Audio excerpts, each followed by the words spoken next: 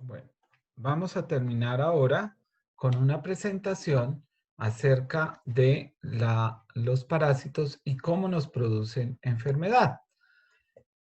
Hasta ahora hemos visto cuáles son, cómo los estudiamos y ahora las consecuencias que puede tener para la salud humana. Y vamos a empezar con uno de los parásitos más conocidos, que es la amiba. La gran mayoría de amibas que habitan en nuestro intestino son benéficas. De hecho, nos ayudan a controlar que no crezcan bacterias o incluso otras amibas perjudiciales. Pero hay una de ellas que se llama la entamoeba histolítica, que es la responsable de la amibiasis intestinal. Aquí vemos tres formas de esta amiba y la que es responsable de los síntomas es la que se llama el trofozoito. Hay otra forma que se llama el quiste y ese quiste va a ser primero con un núcleo, pero a medida que madura se va a dividir y va a producir 4 núcleos y va a ser un quiste maduro. Estas amibas, cuando uno las observa en microscopio, pues no las puede distinguir de otras amibas que no son patógenas, es decir, que no producen enfermedad. Y esas son, por ejemplo, la entamoeba dispar, la entamoeba moscoski, la entamoeba coli, la entamoeba harmani o la iodamoeba busli. Entonces, pues hacer un diagnóstico con el microscopio es muy complicado. Tendría uno que ver, por ejemplo, el trofozoito en una persona que tiene síntomas y ese trofozoito que tenga glóbulos rojos adentro, porque esa es una característica que es única a la entamoeba histolítica y que permite decir que la persona tiene enfermedad por entamoeba histolítica. Esa entamoeba histolítica está creada para invadir. ¿Por qué digo esto? Ustedes toman, en este caso, lo que estamos viendo es un pedazo del colon de una persona que falleció y en el centro vemos esta úlcera que es producida por la entamoeba histolítica. Si nosotros llevamos ese pedazo de colon a un microscopio y lo teñimos, vamos a observar cómo la entamoeba ha empezado a invadir y a pasar esa superficie del colon y a introducirse dentro de la mucosa intestinal. Y si vamos entonces con un microscopio electrónico, podemos ver cómo esa entamoeba histolítica está invadiendo el colon de alguna persona. Esa invasión hace que en muchos casos pueda llevar a lo que llamamos un acceso dentro del hígado. Aquí es una de las formas más corrientes que se llama el acceso hepático amibiano. Y cuando pasa al pulmón, entonces vamos a encontrar un acceso pulmonar y en muchos casos estas personas fallecen cuando ocurre esto.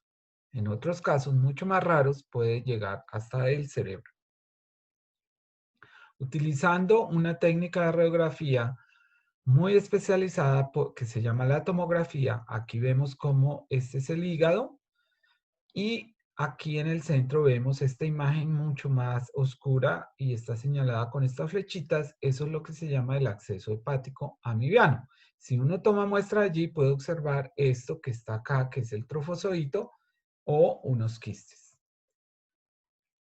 Vamos a hablar de otro parásito que es común, sobre todo, y puede producir síntomas en los niños más pequeños, y es la yardia.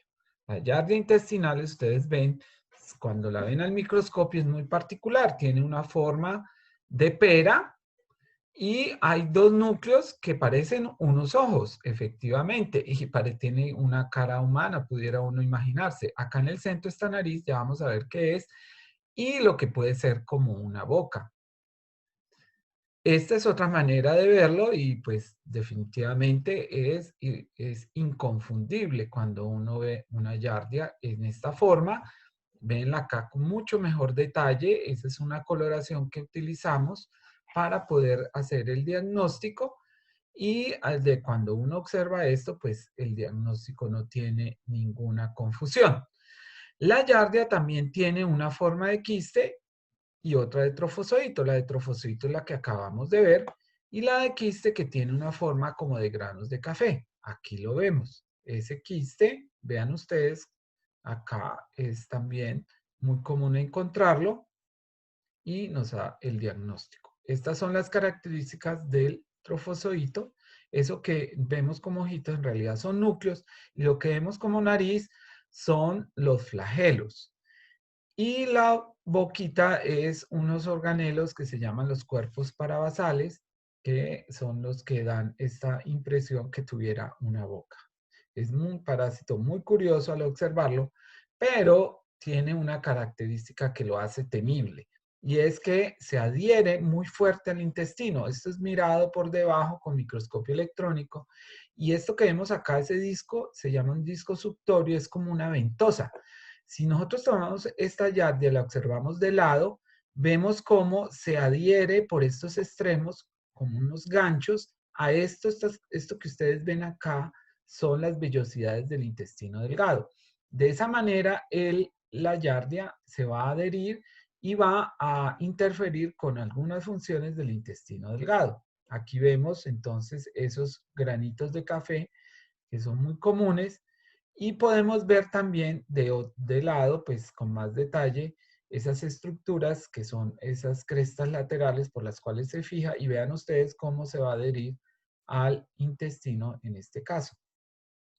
Aquí en esta fotografía vemos realmente una invasión grande de cada uno de estos, es una yardia, y por eso explica los síntomas que produce, porque no deja que se absorban bien las grasas. Entonces, las personas van a tener una diarrea con heces grasosas.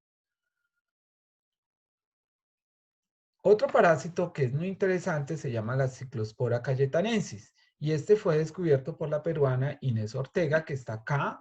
Ella ha estado acá en la Universidad del Quindío, nos hizo unos cursos sobre este diagnóstico de esta ciclospora, y ven ustedes al microscopio cómo tiene esas formas bien rojitas, pero también tiene esas formas que son son transparentes. Ustedes las ven allí, son como unos fantasmitas, y esas formas hacen el diagnóstico de ciclospora. La ciclospora aquí la vemos comparada en tamaño con el Cryptosporidium, que ya vamos a ver es el parásito que produce mayor mortalidad en niños por diarrea. Y vemos la yardia, ya la vimos, y la ciclospora. Vean ustedes la forma de ciclospora mirada al microscopio de luz. Aquí cuando salen esporozoitos dentro de, cuando salen del quiste, y comparamos acá el Cryptosporidium, la ciclospora y el isospora, las diferentes formas de estos parásitos en el intestino. Ustedes ven que la Cryptosporidium es mucho más pequeño que el ciclospora. La ciclosporidiasis es muy importante cuando contamina frutas, y ahí tenemos un problema de comercio muy importante, porque entonces pues estos productos ya no pueden ser vendidos, y esto ha ocasionado varios brotes en frutas que son exportadas a Estados Unidos. Otro parásito que se encuentra en el mar produce lo que se llama las corrientes rojas, y es la famosa intoxicación por ciguatera. La ciguatera se produce cuando se consumen pescados contaminados por este parásito. Son lo que se llaman dinoflagelados. Vean esa forma de estrella característica, e infecta a estos peces. Y si la persona los consume, pues va a tener una intoxicación con parálisis y puede llegar a ser mortal. Aquí está todo el ciclo, cómo ocurre esa contaminación de los peces por en este caso, este parásito dinoflagelado. El último parásito que quería contarles es el blastocystis, que ha sido durante mucho tiempo discutido si es patógeno o no, es decir, si produce enfermedad o no. Y es el que más se encuentra en el intestino. Uno al microscopio puede observar esas formas que tienen como de anillo, son muy características y pues fácilmente hacen el diagnóstico. Si uno les hace una coloración, pueden observarlas de esta manera. Tienen un núcleo grande en algunas formas, tienen algunos gránulos en otras. Es muy variada la morfología, pero sí es muy característica, y uno al observarla hace el diagnóstico. Aquí vemos el microscopio electrónico, como esa forma de anillo tiene este núcleo allí en uno de los bordes y tiene un gran citoplasma, una vacuola en el citoplasma.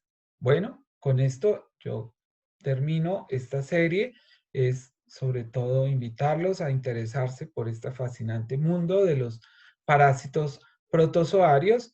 Y el título de todo este curso era una historia que empieza con un libro, que era el libro del doctor Gabriel Toro, y que termina con este, que es mi libro de protozoología médica, que ustedes pueden encontrar en las bibliotecas. Y por último, presentarles a mi grupo de investigación, que es el grupo GEPAMOL, Grupo de Parasitología Molecular, y con quienes estamos trabajando todo este tema de los parásitos. Muchas gracias.